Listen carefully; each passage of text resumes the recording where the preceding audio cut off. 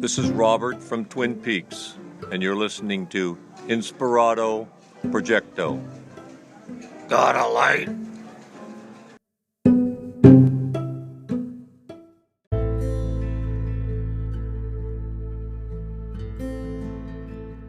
Thank you so much, Rob Broski, the Woodsman from Twin Peaks Season 3. Today is Monday, Monday the 11th of January, March, April.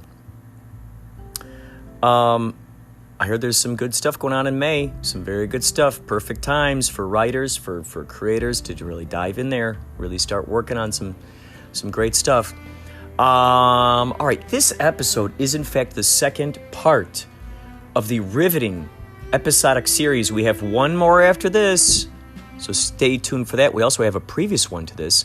This is going to contain Martin Schmidt and Christo Roppolo from my interview of when Yachtly Crew was at the Golden State Theater in Monterey when we played out there.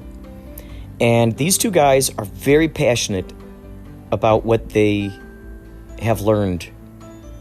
Martin Schmidt is instrumental with his buddy Gary Parks in restoring the Golden State Theater. So if you ever go there, you ever go inside of that place and you look at all the beautiful colors and all of that, you feel like, whoa, this thing is really vibrant. It's really talking to me. That is thanks to Martin Schmidt. And you will hear the process that he went through in creating this. In this particular episode, he's talking about the miniature version of the Golden State Theater that he has in fact built and is inside. When you go right there in the lobby right there, he and his buddy Gary Parks took a whole bunch of old photos. You'll hear the process. Also, we have an interview with Christo Roppolo. This man is the subject of 3 different documentaries about UFOs. First one called The Curse of the Man Who Sees UFOs. Second one is The Man Who Sees UFOs. And then the third one, I do not know the title of. However, his buddy Giancarlo was there with his son to record some of our interviews. So I might end up actually in the third documentary, which I'd feel so honored to be a part of. Any UFO documentary, and particularly one where Christo Roppolo is featured. Just a fascinating guy. He's going to tell you all about his UFO experiences. And, you know, we talked right there in the Golden State Theater, right there in the balcony, top balcony, in his favorite seat, which I believe is 217. I believe it's 217.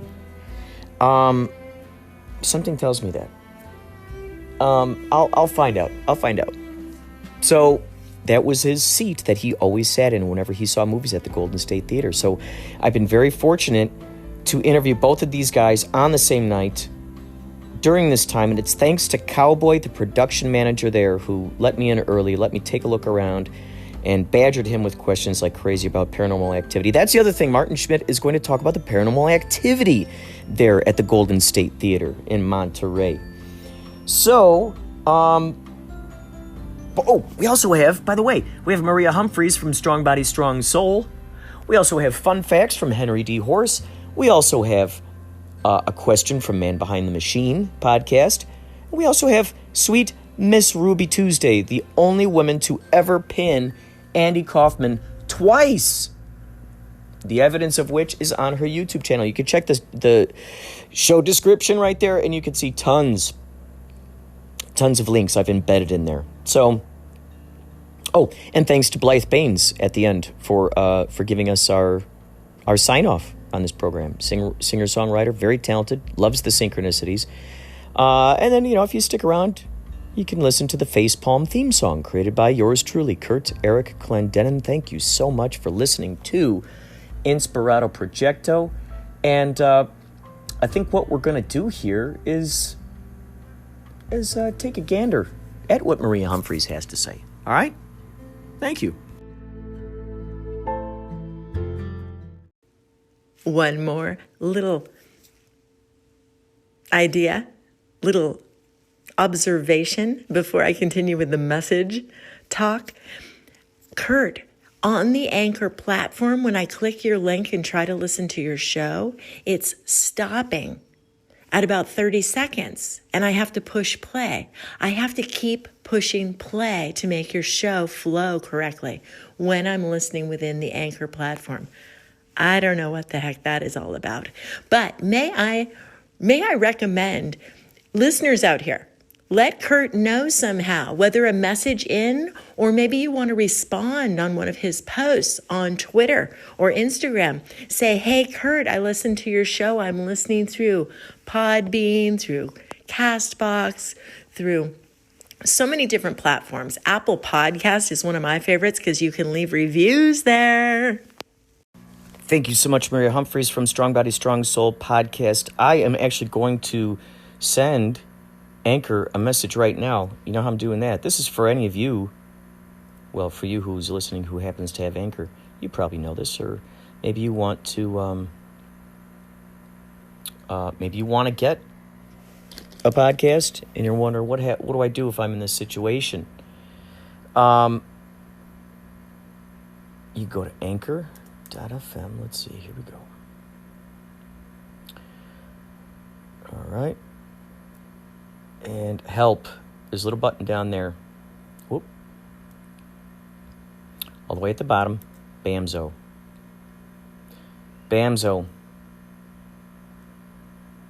Submit a request. See that? Get in touch with us. Choose your issue. Anchor support request. You put your email address in there. Podcast URL. So I am going to email them right now and let them know that. Thank you so much, Maria. And yes, if you're listening to this show through any one of these apps, all apps, I've been like a junkyard dog, making absolute certain that this is as many apps as possible. I feverishly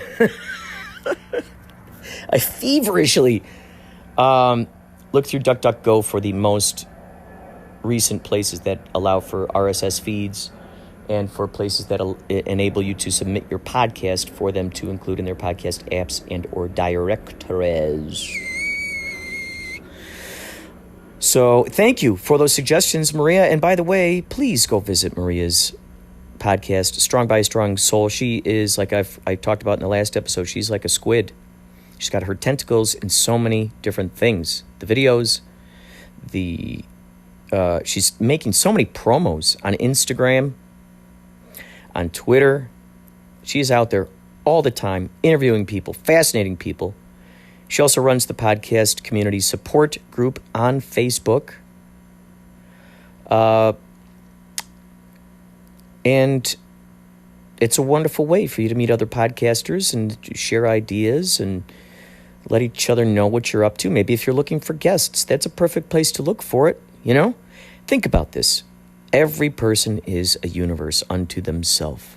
There is no way that you could ever possibly know everything about a person. If you spent your whole life just questioning one person about their life, could you imagine all the stories, all the intricate feelings associated with each of those stories and how those affected them leading up to this moment in time? Tons of stories. So, and stories that they've never told before. So, Maria is great with finding people. And just remember, everybody has that potential of dynamic stuff. Every single person has that thing that is their thing. The person that loves to talk shop, you put that in quotes, talk shop about that specific thing. Whether it's their fascination with Pokemon cards, whether it's their fascination with collecting bird feeders, maybe they have a fascination with swimming, and they know all the different ways to swim, etc. and so forth. You could just go down that rabbit hole for days and days and days. You could ask a person what their favorite books are and find out, just one book at a time, finding out what is it about this book that they love. Okay, now why?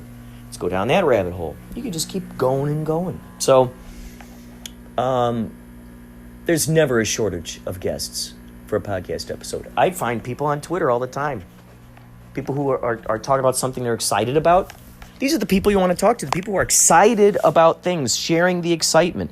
I feel like that's truly the root of of interviewing people for podcast is to share excitement. Yes, everyone's got a story. Yes, there's something that people have gone through. It's the attitude about that thing and the lesson that came out of it and how it can help others when they too find themselves faced with that situation. Rather than letting the wall of trauma just it ends there.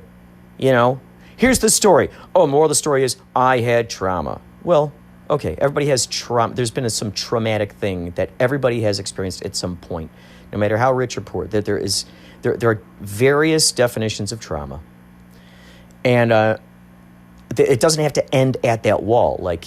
That's the thing. That's just simply. That means that we're not taking responsibility for how the way that we can choose to view things, to redefine things, to make us feel better about this very moment right now. I saw a great quote, something about instead of carrying around the leaves and the branches of last year's fall, so to speak, meaning yesterday's memories, last year's memories, childhood memories, instead of dragging that around, what about the sprouting of the brand new stuff? Being fascinated with the brand new stuff that's right there in front of you. So I feel that when I interview people, I want to bring out the excitement. I want to remind the people that I'm interviewing of how magnificent they are, how multifaceted and infinite they are. All of their hobbies, all of their excitements, all of that stuff. And I want to offer them an opportunity to share that so then others who are listening to that, who resonate with that, can go, whoa, it turns on lights inside of them, or maybe they don't associate with that. However, they can associate with that idea. We can all associate with that idea of something that we want to accomplish, a goal, a thing that we, like, whoa, man, that'd be so cool. I'd love to go to, Great America, Six Flags. I'd love to go to, visit Gurnee, Illinois, and go to Six Flags and ride the American Eagle. Oh my gosh, I can only imagine. We all have that thing we'd be excited about. Oh man, once my new favorite band, releases their next album, oh man, it's going to be great. Right? We all have that. So I like to open that up for people when I'm interviewing them. And I believe Maria does that as well. She's so good with her meditations. She's so good with her personality. I have my suspicions of Maria because I think that she's actually a time traveler. She's got that soft voice, the lullaby voice. Maria, you could actually read audiobooks, beds to go to sleep by, right? You could read these dynamic books. Imagine reading wouldn't that be funny? I can imagine, Maria, you doing math books and you just reading math books. That's an audiobook right there. You could read each and every algebraic proof and exercise, and 1 hour passes and someone's just out like a light. Listen to this if you want to go to sleep. Math lullabies, and it's Maria Humphreys, and maybe you get some really just some smooth, maybe some xylophones in the back. Ooh, kind of like a Twin Peaks kind of thing, or maybe some soft synths back there. Ooh. I got the gears a turning. See, Maria? See how you inspire the populace? Listen to Maria. Oh, by the way, folks, get ready. Get ready. We are going to listen to something magnificent coming up from your pal here, Henry D. Horse. Thanks for listening. Here's your fun fact. The world-famous Hollywood sign was put in place in 1923 by a real estate developer. Originally meant to stay in place for only 18 months to advertise properties. It originally read Hollywood Land. The sign remained in place long after it was intended to.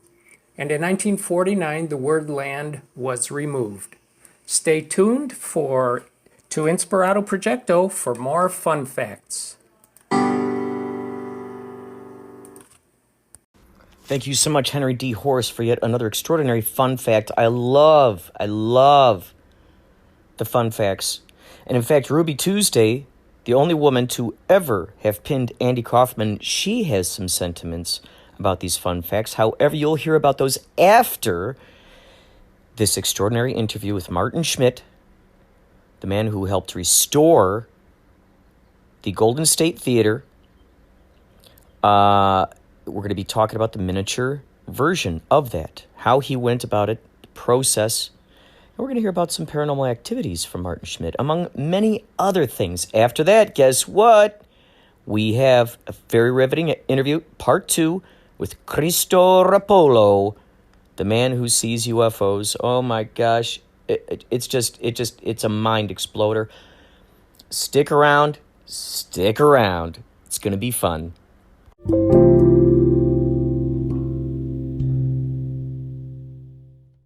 Oh my God, no way.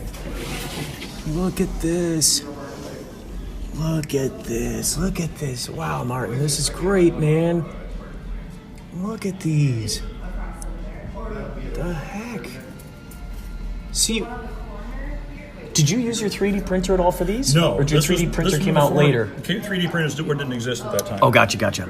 So no, this were all, the patterns, as I say, were carved by hand out of jeweler's wax. Oh, that's what it was. That's Except right. for the columns here, this was a wood dowel that I very laboriously filed into a spiral pattern. I drew a spiral on it and then started with a little file and created that. Whoa. And the rest of these here.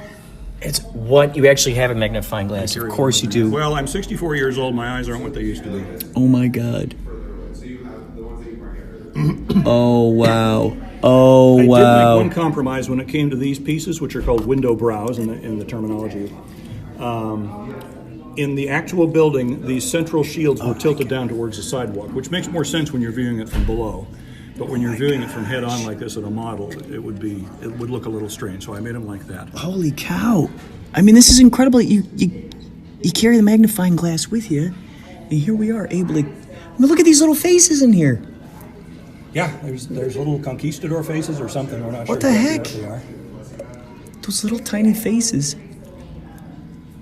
Oh my gosh. This is so cool. Man. You know, this is just the mark of genius, I gotta tell you, man, because this is... Here, this will help you. You know, like... Yeah. Oh, wow. The detail you've done here, man. What the heck? And they're all the exact same. I mean, it's like... Well, we made one of each piece. The kind of patience that you... I made molds of them and then cast multiples from the molds. You did such a great job. My friend Gary Parks deserves a lot of the credit for this fine detail. I did these pieces. I did these pieces. Wow. I mean, geez, and the Spanish tiles, I made those, and I made the eagles. Those, oh yeah, I and, gotta get... let's see. Those eagles. And he did most of everything else. Oh, I made the little shields there. Oh, those are cool. But most of everything else... Those are else, cool. Oh, and I made the urns. All these little urns. Oh! I set up my Dremel so tool much to detail. be a tiny, tiny lathe, and I turned the urns in jeweler's wax on the Dremel tool. Whoa. So those are the few pieces I made, but the bulk of the work was done by Gary. You guys are a great team on this thing. Look at that, man. Oh, he's wonderful to work with. So how many of you guys did it take to put, I mean, to renovate all this stuff? Most of the model was me.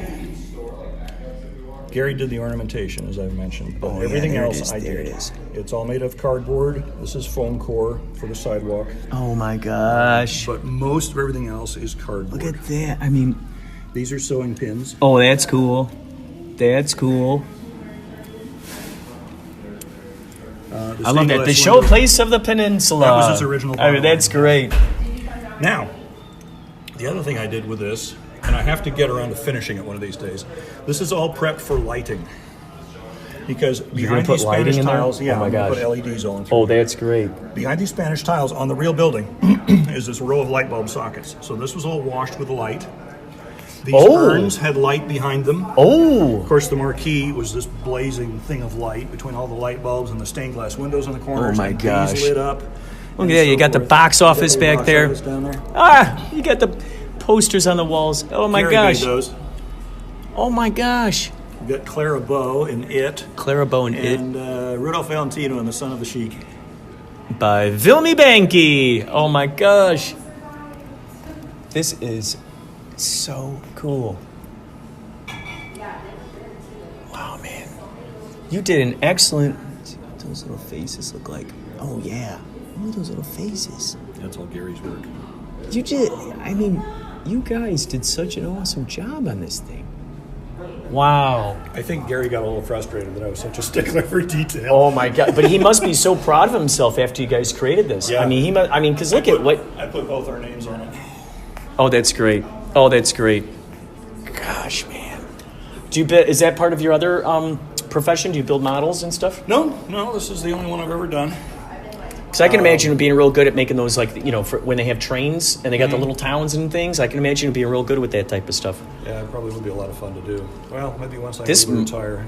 This must have been a great project to put together. You see, the case is about twice as deep as the display part, so all the electronics are going to go back into space back there. That is great. So you One had of the the reasons forethought. it's deep is because of the ticket lobby. This open space, nowadays they call it I don't know what they call it, but its original term was the ticket lobby, because that's where the box office was. So also, it goes way back behind the rest of the facade, so the case had to be deep enough to accommodate that as well. Incredible. But the extra space is where the electronics are going to go. Wow. So one of these days, I have to take it home, which requires a truck to transport it because my car won't do it. Oh my gosh. And put it on my workbench at home and start digging into the electronics and get it lit. Because I never have finished that ingredient of it. And actually, when I started, they didn't have all the miniature LEDs that they have today.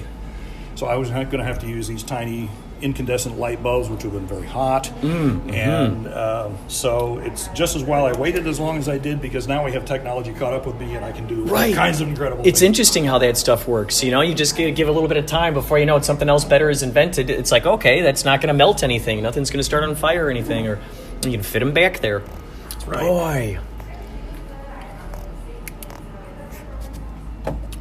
Miniature stuff is always just fascinating to me. It's just, oh wow. Oh my gosh. So all those sewing pins are stuck into this styrofoam. Wow, man. That's what's holding them in place. Whoa, So eventually man. the styrofoam, of course, would come out, the heck? leave room for lighting behind, and all the pins would come out and be replaced by either fiber optics or tiny LEDs. So. This is Oh, and so there's cool. also there's space there for floodlights, which there were originally floodlights on the marquee that would light the center of the facade there. Whoa. So, You know, that's the story behind that. that kind of passion that you put into doing this, and it's like those vibes are just stamped into this. I mean, this is like, to me, this is like the equivalent of having something in the Smithsonian. This is here in this building. You built this here for the future people in case they want to renovate some more stuff and make it look just like it. I hope they will someday. Man. So here's a little detail for you. This little shield. Oh, that's cool. So it was made out of a piece of paper that I cut and then rolled up the curlicues and then put a drop of glue in the middle for that raised. Oh my gosh. This is all, the balcony here is all balsa wood. This is wire. What the heck? Coiled with pliers. What the heck? Oh, and these are hollow and they're built to be lit from behind. I can't do it from the front here. I have to open up the back, but the idea is to put a light bulb in the middle and the light will shine up and below. I'm not sure if that detail actually existed on the real building because I haven't been able to chisel into the wall to find if there's conduit there, but Incredible. I decided to put it on the model anyway because it would be a fantastic little accent. Wow. I was joking with Cowboy earlier. We're like, he's like, the plot twist is we're all inside of Martin's, miniature. Well, let me button this up and then I'll tell you about that. Oh, if yeah. you look at the facade today, this is missing. During the 1989 earthquake, that became detached from the building and it was hanging by a couple of wires over the sidewalk. Whoa. And the city called up the owners of the United Artists, owned the theater at the time, and said, you have 6 hours to get that thing down before it falls on somebody. So they said, we're already on it. And so they got a bucket truck or something, somehow or other, and they got up there, cut the thing loose, and took it down. And it didn't all come down in one piece either. And then the manager of the theater took the original home, put it in his front lawn. So it was there for years and years. Finally, he passed away, and somebody else threw the eagle away. Oh. So I wanted to make a new one. So what I did was, fortunately, there's another one over here, although it's a mirror image, and that one's still there. Oh. And there's a building right across the street, which puts you at just about the right level. So I got the permission from the owner of that building to climb up on the roof with my camera. Awesome. And photograph the remaining eagle. You gotta be kidding me. This is before digital photography, so I was doing this on film. I took it to a photo lab. I said, please print the negative reversed.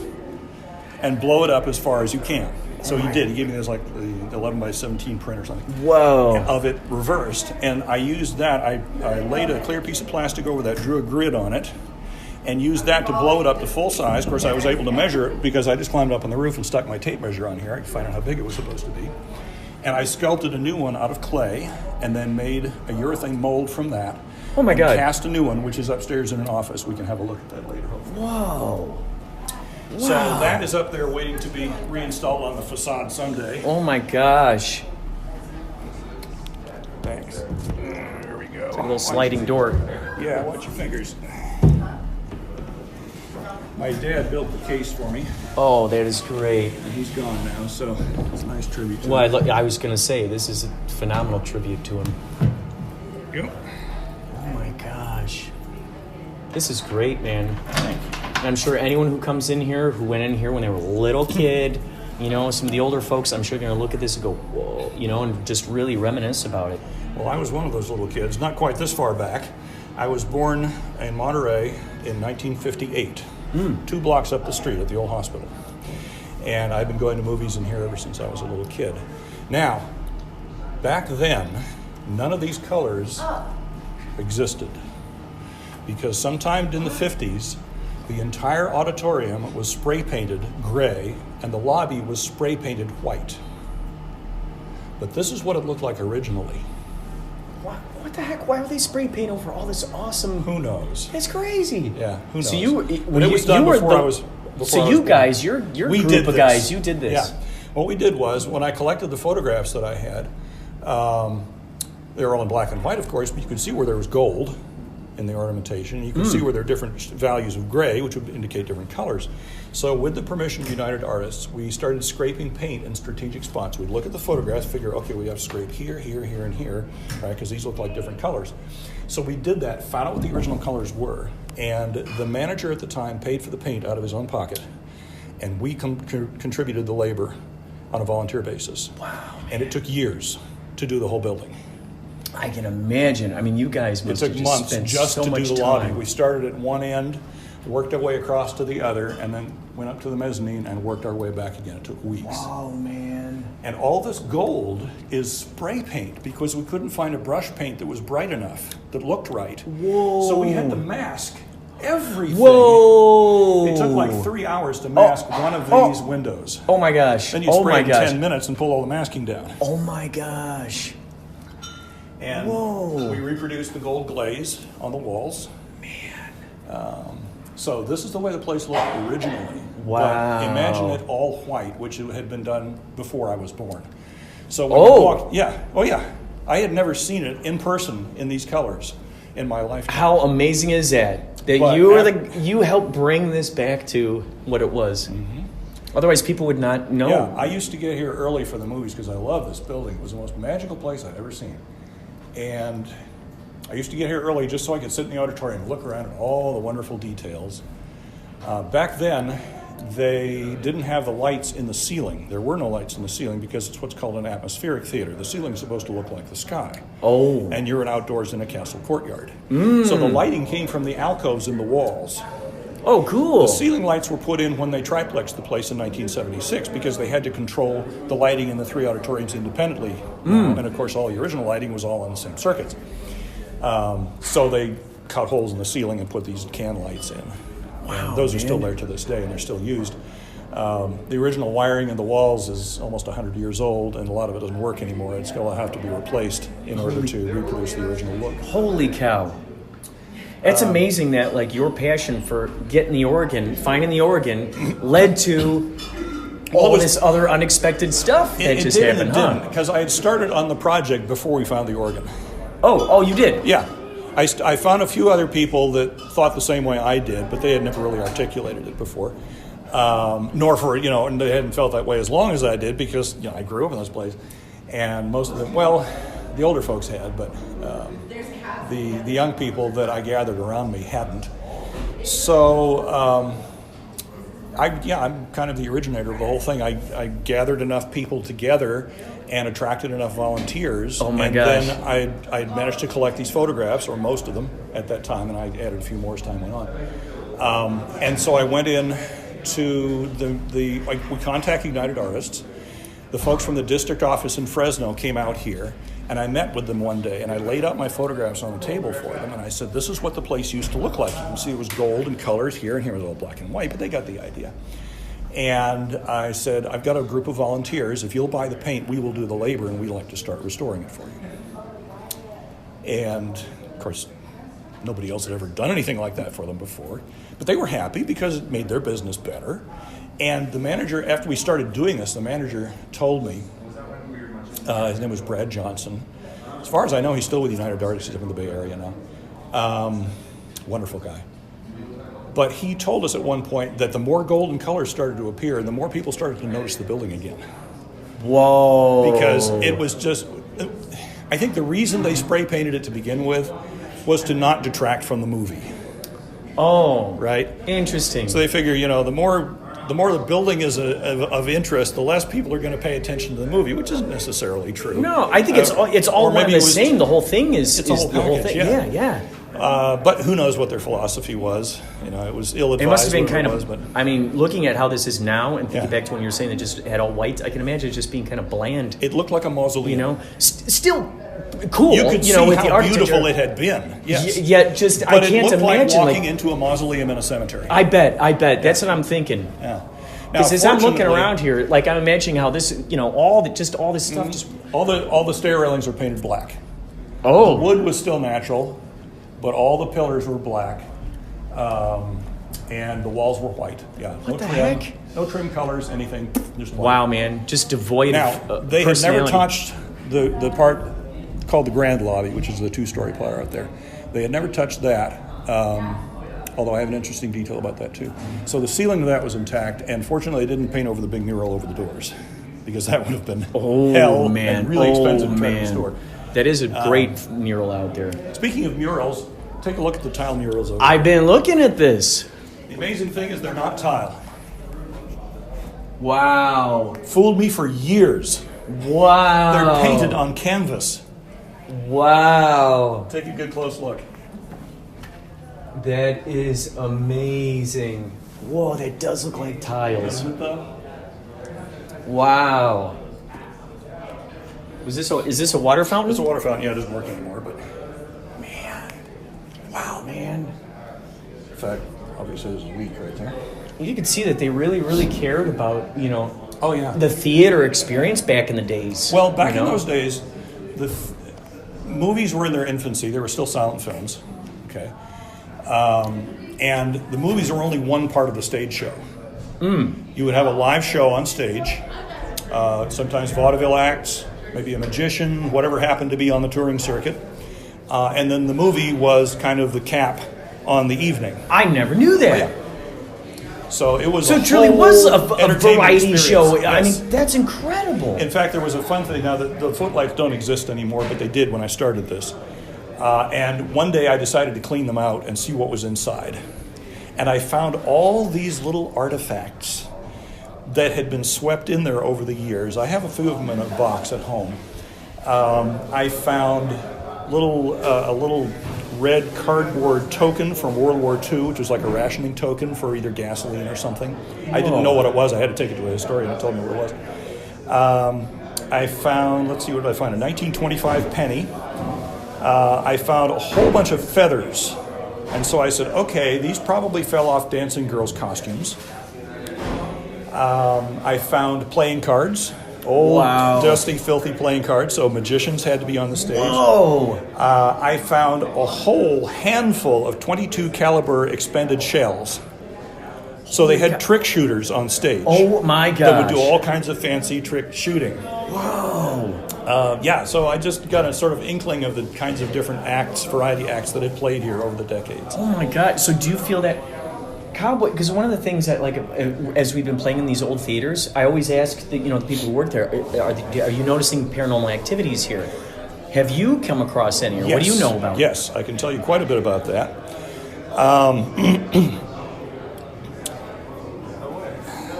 Let's see, where to start? You got enough time on there? Might have to choose. Oh, okay. So I have 15 minutes. Okay. Can you start a new I thing, can. or do you Yeah, have I can enough start a space new on- segment, Okay, yeah. absolutely. Because there's lots more. Okay, so at one time, now I don't exactly know where to start the story, but we'll just jump into it. At one time, there were a total of 6 entities here. Oh. And we know this because one of the 4 storefronts at one point was rented by a self-proclaimed psychic lady who held seances upstairs after hours. And she told me at one point that she had contacted no fewer than 6 different entities in the building. This was independently corroborated by the boyfriend of one of the theater employees. I can't remember if she was the manager, and I think she's assistant manager. And much to his own surprise, he didn't consider himself having any psychic abilities, but they were up in the projection booth one night after all the shows, closing the theater down. He didn't work for the theater, but she did, and he just happened to be on keeping her company. I guess he was going to drive her home or something. Anyhow, so she's doing something or other in projection booth, and all of a sudden she hears him say, "I can see them." And she was like, "What?" He said, "I can see them. There's 6 or 7 of them." Oh. And he could see these shadowy figures. He couldn't identify any of them. But apparently they realized that he could see them. They wanted to communicate. Oh my gosh. So this was independently corroborated because the 2 people here didn't know each other. You can't ignore that stuff. I mean, that's something to pay attention to. So I've heard a few stories. Now, 3 of the entities I have had personal encounters with. Wow. And I'll tell you a few of the stories that I've heard of things that I haven't experienced myself. Now, the same psychic lady that I told you about, after contacting them, she said that 3 of them apparently had some connection with the building during their lifetimes. And they weren't necessarily troubled spirits, but they had so many fond memories here they didn't want to leave.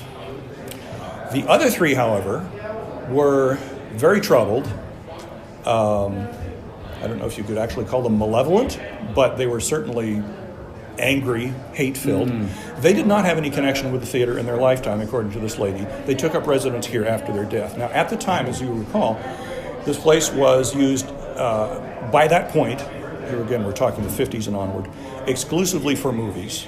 Okay, vaudeville stopped here in the mid-50s or so.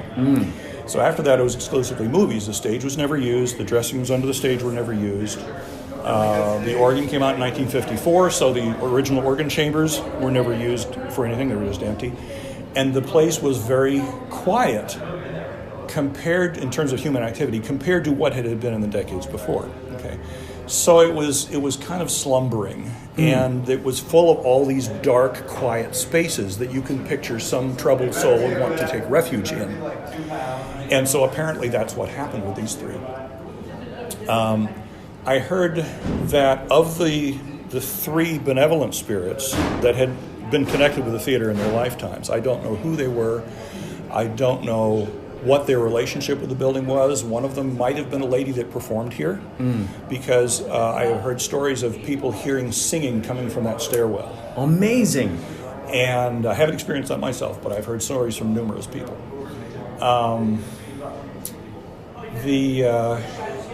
Another one possibly was one of the managers the place had. We're not sure exactly. We think it might have been the original manager of the theater when it opened in 1926. His name was Mark Keller. But we don't know for sure. And then the 3rd one apparently is a little girl who likes to run up and down the stairs and play. Now, have you noticed if there was more activity once you guys started doing the renovation? That's what I'm curious, if there's a connection there. Not specifically, but I can tell you the 3 encounters that I had were the troubled spirits who had taken up residence in little used spaces of the building. One of them was in the 3rd floor space in the office block, which was just this big empty storeroom at that point. I can't even really call it a storeroom because nothing was stored there. There was a big workbench. That's where the maintenance guy had worked at the theater for many years and set up his workbench and tools, and he would take stuff up there to fix. Other than that, it was just this big open space that wasn't used for anything, and it had a couple of restrooms up there. It had originally been intended for, whatever kind of space commercial tenants might want to put it to, but had never been finished. One of the spirits took up residence there. And every time I went up there, now I should add that those three troubled spirits have moved on. Well, they have moved on. Yes. But what did you feel when you walked in there? Was it hatred, resentment? So you could feel that right when you walked in there. Just said, that frequency coming there in. was, I felt a presence that didn't want me there. They wanted to be left alone. So upstairs was where one of the spirits lived. The second one lived in the dressing room area. Oh. But it's no longer there. The same psychic lady that I was told you about, after she contacted them and found a little bit about them, she managed to persuade those three to move on to the light, as she put it. But the other three were happy and they wanted to stay here. So as far as I know, they may still be here. But I've never heard or felt anything from them. You'd have to bring in someone who has more sensitivity than I, and perhaps they could tell you. So your encounters was just that one when you walked in that room. No, there were felt that. the three you felt troubled ones. Yes, there were the one upstairs, the one under the stage, and there was one that took up residence over the stage right organ chamber, house left side. And I'm not the only one who had experience with him. So yeah, the one, and try to keep them all straight here. So the one on the third floor, every time I walked up there, I felt this oppressive presence. Something didn't want me there. Whoa.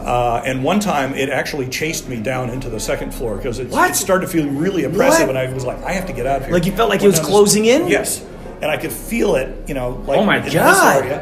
And so I went downstairs to the second floor, and it followed me. So you just like felt it at your back while you're going, huh? Yeah, exactly. And I had to get all the way across to the other end of the second floor and start down to the ground floor before it left me. Oh so my that was gosh! pretty creepy. And then oh my there gosh! was one other incident with that same spirit. Upstairs at that time, there was a big sort of Wheel of Fortune mechanism that had been used on the stage many years before, and for giveaways. People have drawings on their ticket numbers and so on. And it wasn't commercially built. Exactly. It lands on yes, the thing. that's exactly what it was. It wasn't commercially built. It had been hand built by somebody. But it was upstairs, and one of our volunteers at that point was a lady who had kids at Monterey High School. And this was about graduation time one year. I can't remember what year it was. It would have been sometime in the 90s. And so this is when they wanted to do sober graduation parties for the kids in the high school, so they wouldn't go out and party and drink. Oh. And so they took the school gymnasium, and they decorated it. Every year they did a different theme. You want to start a new... Yeah. Let's do that.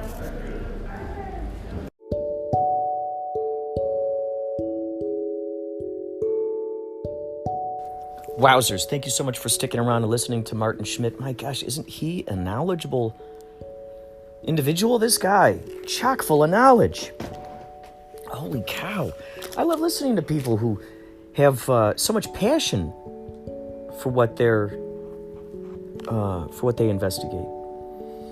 Speaking of which, we have here a call in through the voice messages, actually. You could do the same thing. I love, as you know, I've talked about in the past, I love participation. I love participating with you. So you can go on to anchor.fm/Inspirado Projecto, and there's a button on there for voice messages. You can press the button and leave a message for me, and then I can weave it right into an episode. How cool is that? So, without further ado, and definitely without further ado, here is Ruby Tuesday, the only woman who has ever pinned Andy Kaufman, not once, but twice.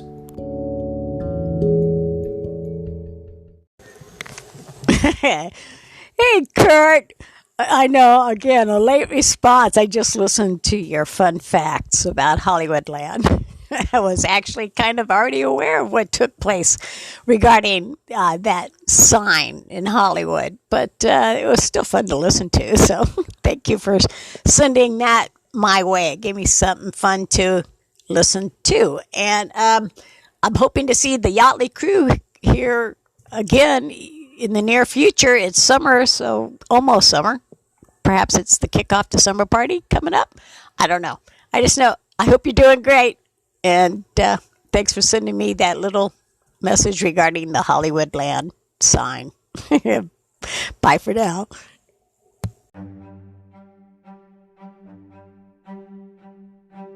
Thank you so much, Ruby Tuesday. By the way, did you know that Ruby Tuesday's stage name was Red Snapper? That's right. Miss Ruby Tuesday's stage name was and is Red Snapper. Do not mess with this lady.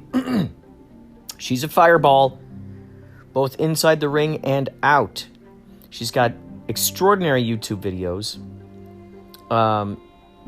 very funny, wonderful personality. In fact, I had the opportunity of being in the room with her and the makers of Kaufman Lives documentary, which I believe they're still at work on it, Ruby. I think they're still at work on that movie.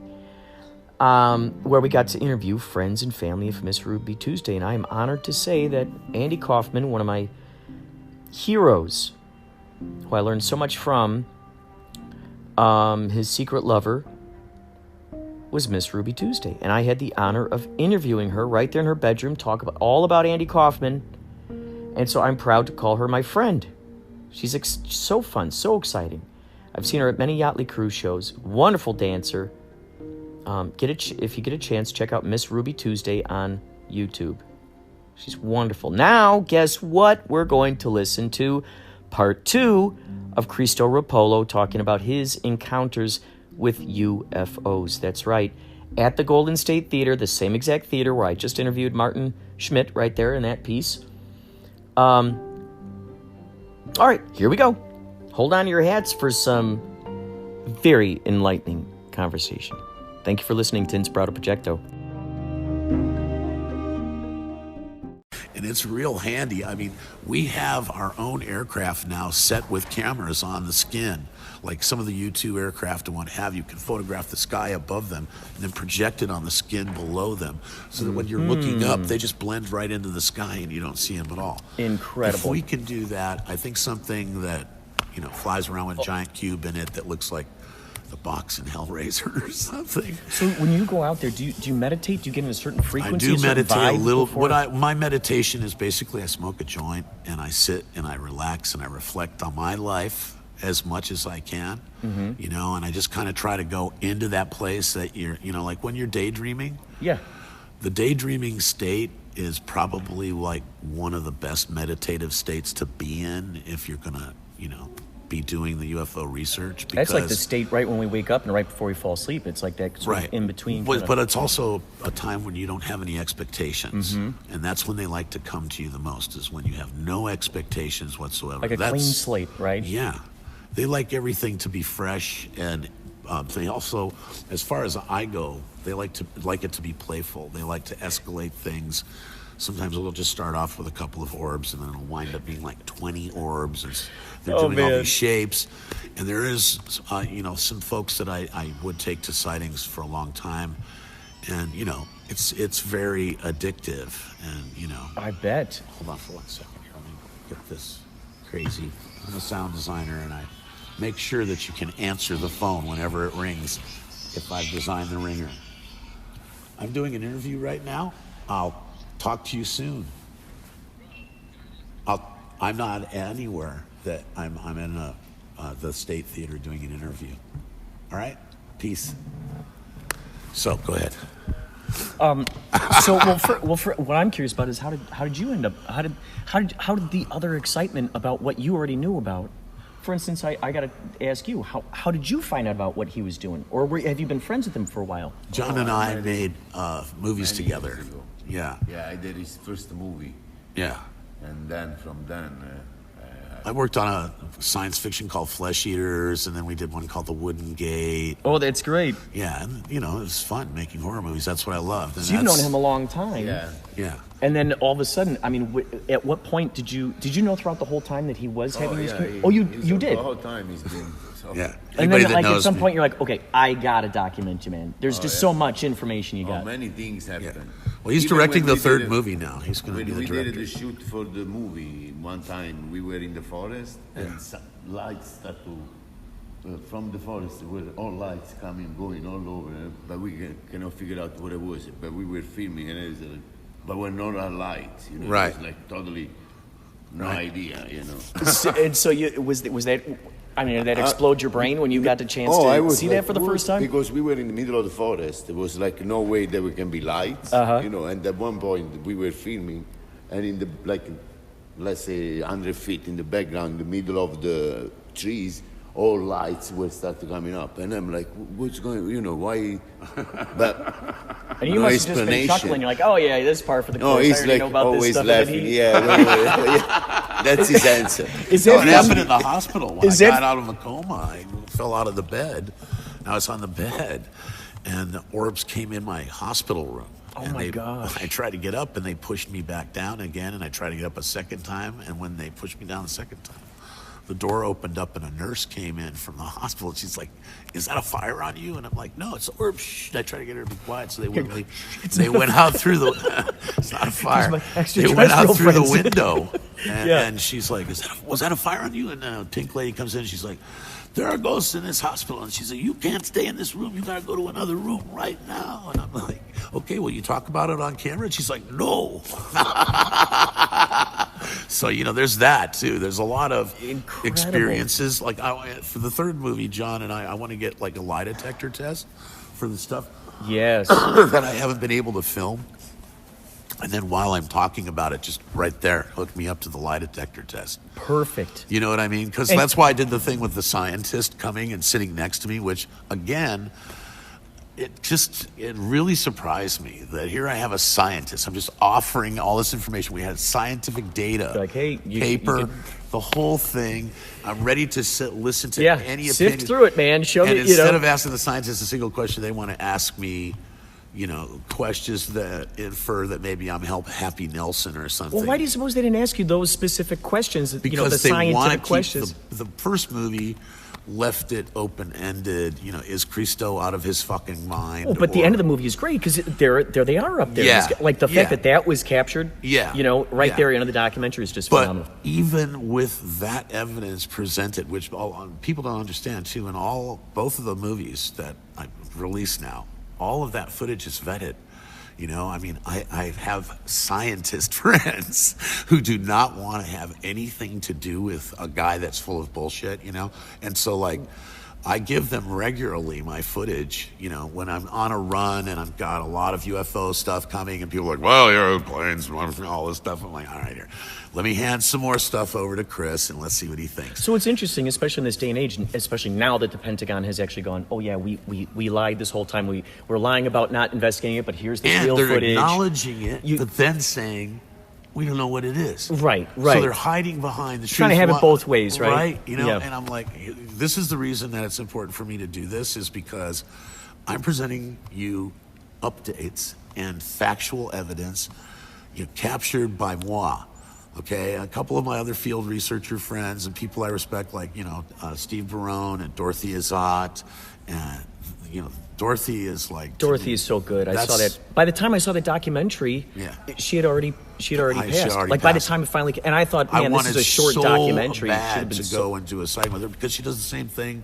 Flashlights, the mountain, I'm like, oh, God, this is just a natural... Just going out there with her Super 8 and capturing it all. And, it's strange, too. All of us that do that, we all have the same kind of personal experience where we have to constantly deal with this, these people who want us to second-guess ourselves, or we're talking to demons, or this could open up the door to the end of the world. I've heard everything you can imagine. I have people call me at 5 o'clock in the morning to start saying prayers for me.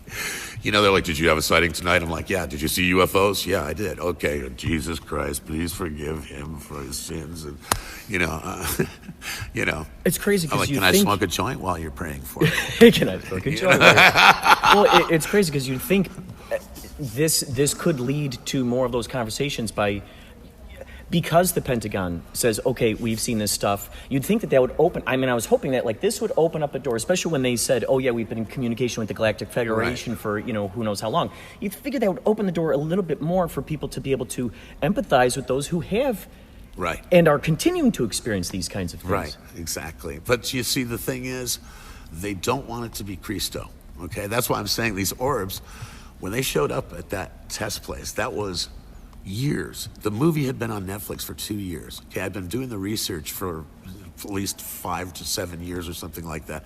Tons of footage, constantly showing people on a regular basis. But because of the volume of footage and this free-flowing information between me and them, immediately everybody perceives it as some kind of a scam, right? So the movie comes out and it just kind of escalates. And now, instead of being invited to a UFO convention so I can share with people there or anything, it's absolutely top priority to keep Christo out of What the the heck are those limelight. motivations? The motivation is the same one that the Because government to me, it has. feels like they know, don't and they're like afraid of the- someone who knows. Well, as they don't like the fact that it's me. I've smoked pot. I quit drinking. For anybody who wants to know, 2 years now, and I feel great. But that I think was also a gift from the UFOs when I had my experience in the hospital, and I passed away and all that stuff. And the orbs were in my they're in my hospital room as soon as I wake up. They're like, here, our play I friend. Let's wake him up. We got it. Yeah, literally though, within 4 months of that happening, I quit drinking. Just like turned it off like a switch, and it also helped that I'd been sprayed by a helicopter by the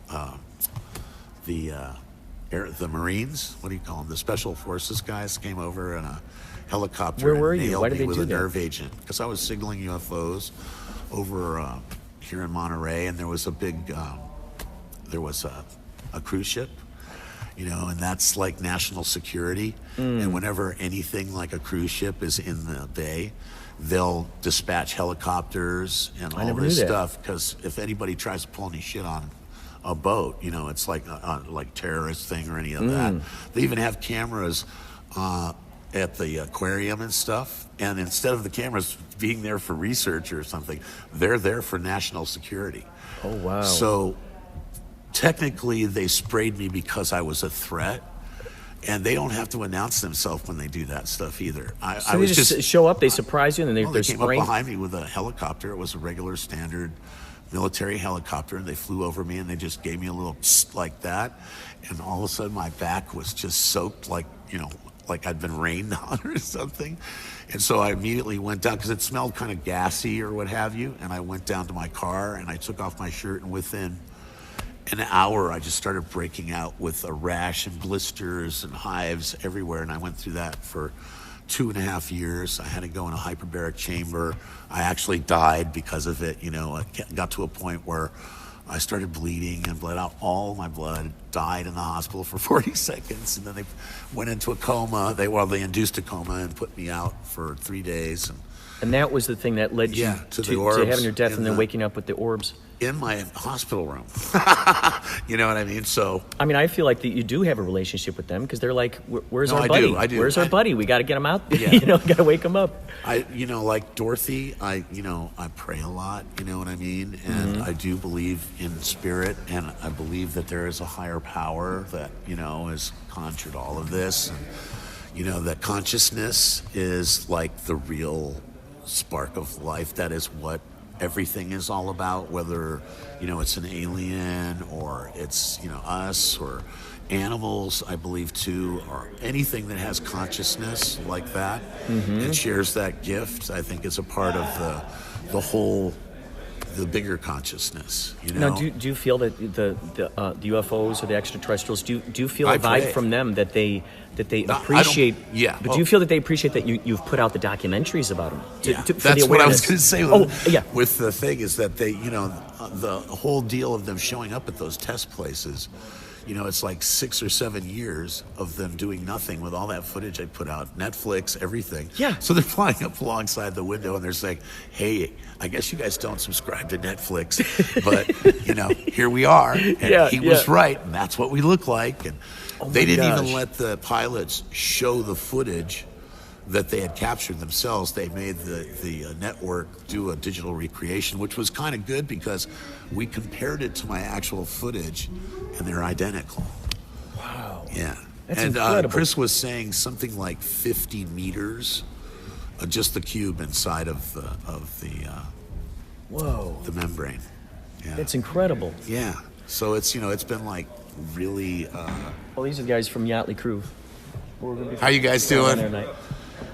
My cameraman's son knew of you. Oh, you knew of us? He said you guys are a big deal. I'm like, okay. Like yacht rock, yeah. That's like the new genre now. It was soft that- rock, but it's like Hall & Oates and Christopher I Cross. like that. Hall & Oates played at my dad's wedding. Oh, that's awesome. Yeah, Sarah Smile, they played well. They were putting the ring on the finger. And Dick Myers, he was the guy that's the head of Jovan Fragrances. In Chicago, he had this apartment that was a brownstone that was right over the Zoo, Lincoln Park, all that stuff, Oh, that's And, cool. Yeah, they were like giving us a lecture about music, So anyway, Hall & Oates was giving you a lecture about music? yeah, he's like telling me how it goes in the music business, because Danny Marcos was a guy from Atlantic Records that managed a bunch of bands like the Rolling Stones. And, Oh. my dad was good friends with him, and so yeah. You've got such a crazy history, man. Like Yeah. that. Honestly, you should have your own show on Netflix. Yeah. Because like a series. You've got so much footage. You've got such a rich history with so much stuff. Yeah, we do.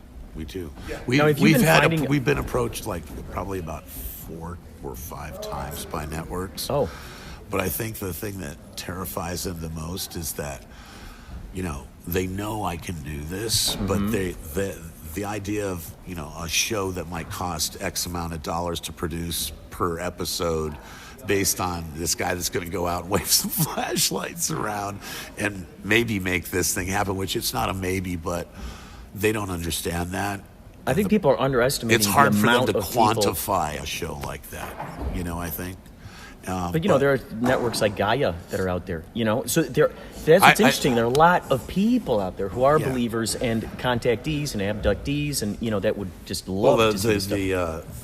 The GoFund guys were, they were poking fun at me. They're like, so why isn't everybody in the industry of UFOs clamoring to you? And I'm like, because they don't like me. It's real simple. The guy that's doing this stuff, on a regular basis, that's giving this mountain of evidence, is somebody that they personally don't care for.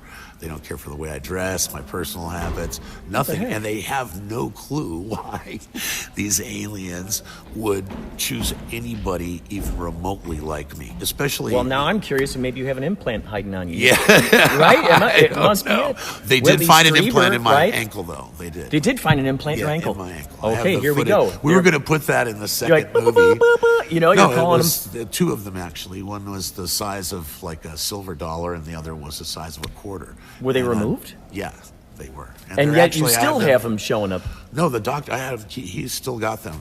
They've done tests on him. They thought it was a fibroma, but they still haven't confirmed that it was a normal fibroma. And the syringe that they tried to push through, which would normally have pierced into a fibroma, wouldn't go through there. And actually, it moved position when they were inserting it and went into my bone instead, which is why I had a bone infection afterwards. But it's interesting, after you got those... And I still have the hole from there in my ankle, too.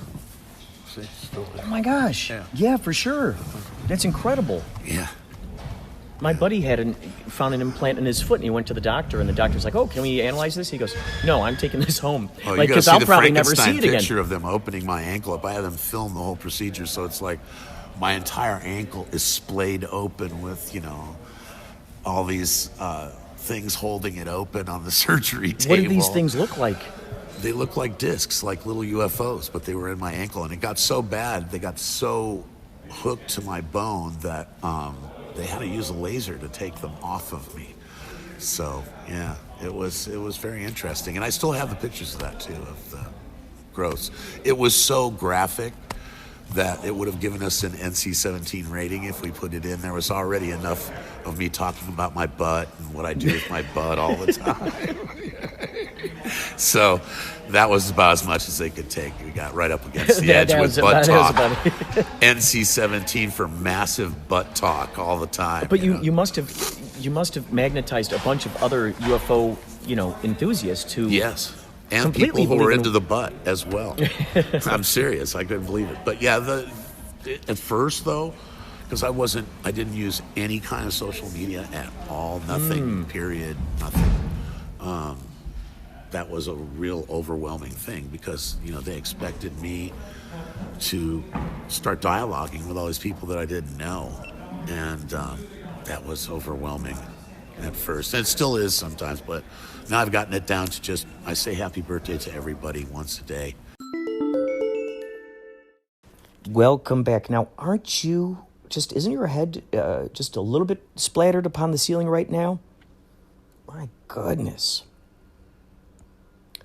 Christo Roppolo, I tell you, man, this guy is so brave.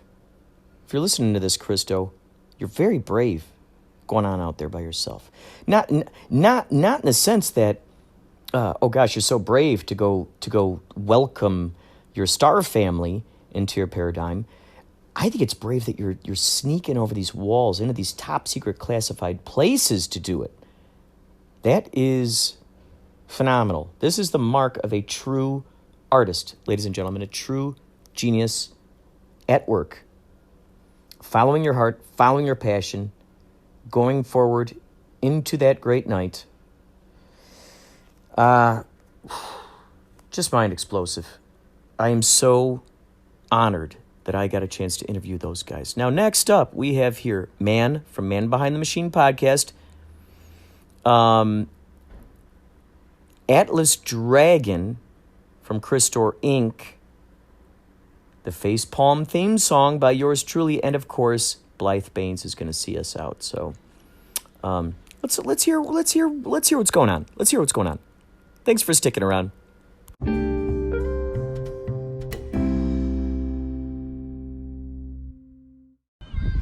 Inspirado Projecto. I've been wanting to ask this for a long time. I want to put on the new episode on the Goonies 2. Why is it that Steven Spielberg has recently said in public that there's going to be no Goonies 2 every time he gets together with his colleagues to discuss films that he should create? They talk about Goonies 2, but it doesn't get farther. Why can't they make it? Is it unrealistic? Is it a fool's errand? Because Goonies is such a masterpiece. I've never asked you about Goonies, but I am very eager to hear about your thoughts about Goonies and why Goonies 2 won't and can't be made. Thank you, Inspirado, for inspiring me. Man Behind the Machine. Visit us online, and we'll be in the metaverse soon. So we'll see you on the metaverse. Goonies 2 and the search for One-Eyed Willie. Hello?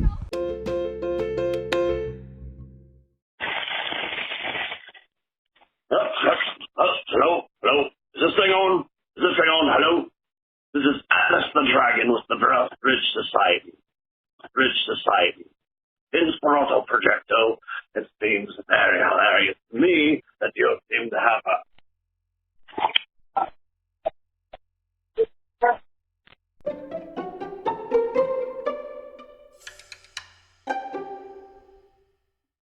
Thank you so much, Man Behind the Machine, for that extraordinary voice message. That is a voice message function. Should you decide, and I've said this earlier in this episode, if you would like to contribute to this, if you'd like to participate in this variety show, I would love to add your voice to this. I'd love to add your experiences to this. So you, of course, can press play on there. You got 1 minute. Or you can call the hotline, 561-203-9179. That is precisely what Atlas the Dragon from the Varels Bridge Society did with that voice message. First, I'll say this to Man Behind the Machine. Man Behind the Machine, we hear about these kinds of things over and over and over throughout all of the years, where it sounds like something's not going to happen, or these directors, they deny things, or, lots of NDAs are signed. Imagine how many extraordinary movies were put on shelves, NDAs signed, where nobody can talk about these things, and these things never get released based on whatever reasons the CEOs or what have you at the time, whatever their reasons are. So it's crazy because David Lynch does this a lot. He's like, no plans for another Twin Peaks, no plans. Well, then guess what? Twin Peaks Season 3 came out. No, I'm not, I don't have any ideas for any movies, I don't know. And then all of a sudden, guess what? We hear that David Lynch might release a full secret hidden, some secret feature film that he worked on, which may or may not be called Wisteria, which may or may not be a Twin Peaks movie, which may or may not be any numbers of things that will be, in fact, what did they say? Did they say it was the Cannes Film Festival? That's usually where he releases this stuff. So this stuff happens all the time. And now, of course, once it really gets, years and years down the line, so in other words, I would not be surprised if Steven Spielberg and those guys already shot that movie. as things move down the line, then you start thinking about the concepts of like, well, okay, they're old enough to have kids now. All right, now let's put the kids in there. Let's hand the torch to the kids. That's possible. Maybe it's going to be the kids, going after some treasure, and they end up finding out that, what is it, the Vitellis? The Vitellis, is that what they're called? Maybe it'll be the sons and daughters of them. Maybe for the remaining living actors of those things, those people will still be involved. Will Sloth still be involved? He had all that makeup, so it's possible you could give him the exact same makeup. Maybe the same guy who played him is still alive. Like we've heard about this Top Gun movie. Has it already been shot? Will it be released? Is it one of those things where like, oh yeah, the sons and daughters now get together? There's always that kind of thing. Hand off the baton. The Indiana Jones, the new Indiana Jones. Oh, hand off the baton. Give it to the new guy. So, you never know. You never know. I was quite suspicious lately when I saw David Lynch and Twin Peaks trending a lot.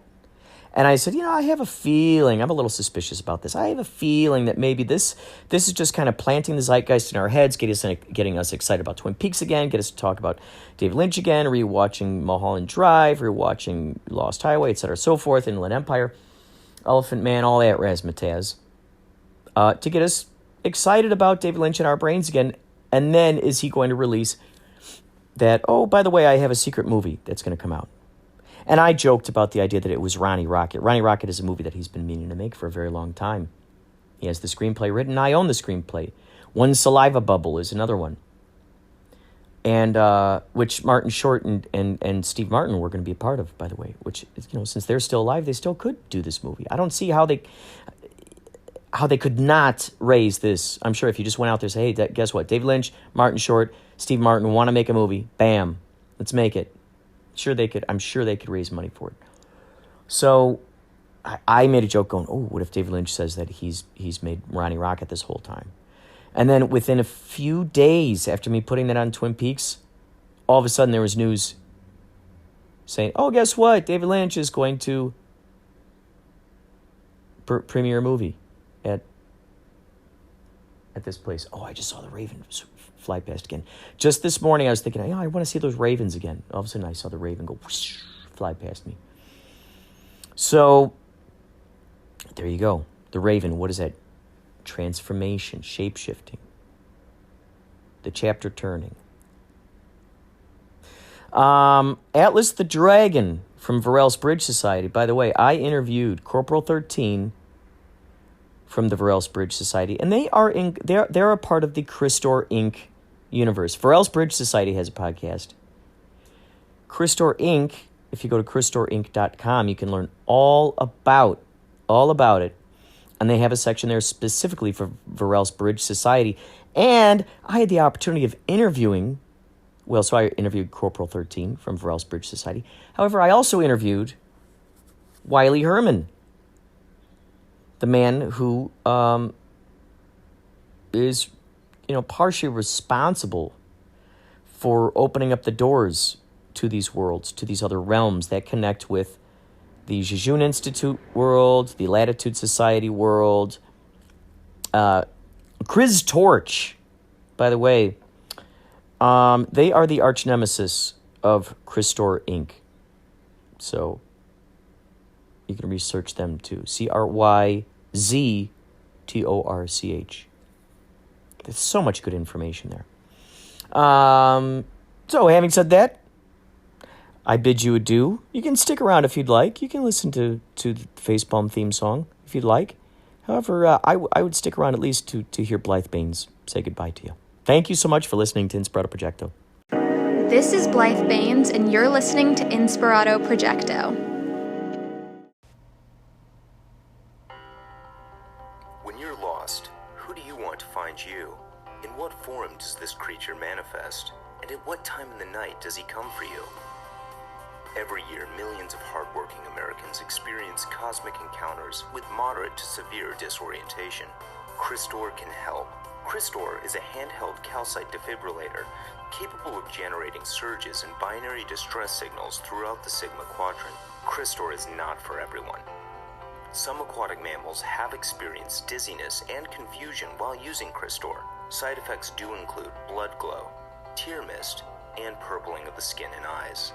Tell your doctor if you are pregnant and have not had intercourse within the past 18 months, or if you are nursing and have no children of your own. Christor has not been approved for simians or micropachyderms. Ask your shaman if Christor is right for you. Isn't it your turn to bear the crystal? It's a face palm, a balm of calm, like a napalm bomb. It's a face palm, crumbly malm of loamy alms. And how soon do you think you to do it again? It's a face palm, here come alms playing Brahms on prom. And how soon do you think you to do it again?